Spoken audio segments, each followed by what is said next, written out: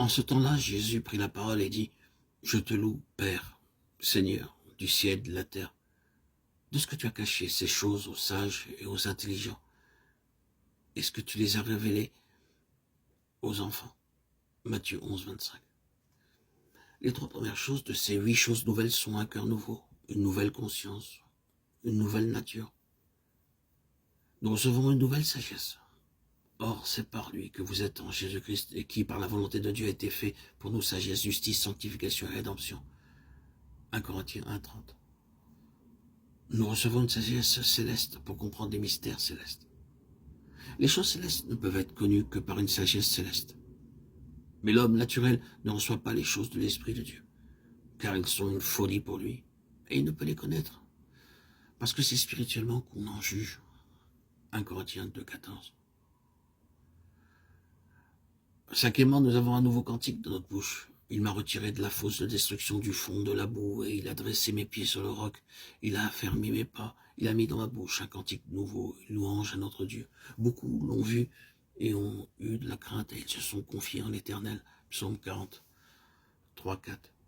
Dieu a-t-il placé un cantique nouveau dans votre bouche, vous permettant de le louer en toutes circonstances? La 6e chose nouvelle est une nouvelle beauté, une beauté qui ne vient pas de ce que nous portons, des vêtements mondains. L'Écriture dit, « Il m'a revêtu des vêtements du salut, il m'a couvert du manteau de la délivrance. » Et ceux-ci deviennent de plus en plus resplendissants.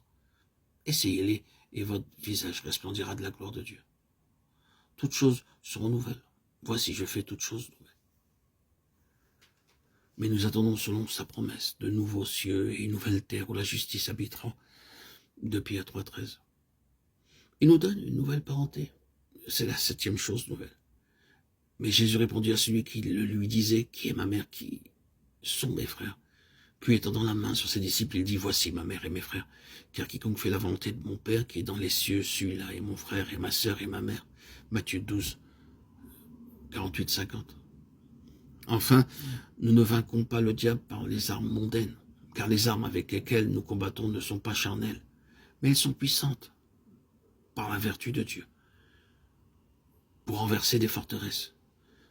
2 Corinthiens 10, 4. Dieu nous donne de nouvelles armes. C'est la 8e chose nouvelle. Maintenant, vous pouvez vaincre l'ennemi. Dans Ésaïe 54, 17, nous lisons, « Toute arme forgée contre toi sera sans effet, et toute langue qui s'élèvera en justice contre toi, tu la condamneras. Tel est l'héritage des serviteurs de l'Éternel, tel est le salut qui leur viendra de moi, dit l'Éternel. » Dans Romains 12, nous voyons les armes de notre guerre.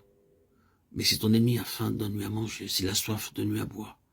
Car en agissant ainsi, tu amasseras des charbons ardents sur sa tête. » Romains 12, 20. Ne vous laissez pas vaincre par le mal, mais triomphez du mal par le bien. Les nouvelles armes de notre guerre sont l'amour, la bonté, la sympathie, la prière, la tolérance et la patience. En recherchant et en faisant la volonté de Dieu et en honorant la parole de Dieu, nous vaincrons l'ennemi. Lisez la parole de Dieu et invoquez-le. Si vous désirez qu'il vous pardonne, vous transformez face de vous une personne nouvelle.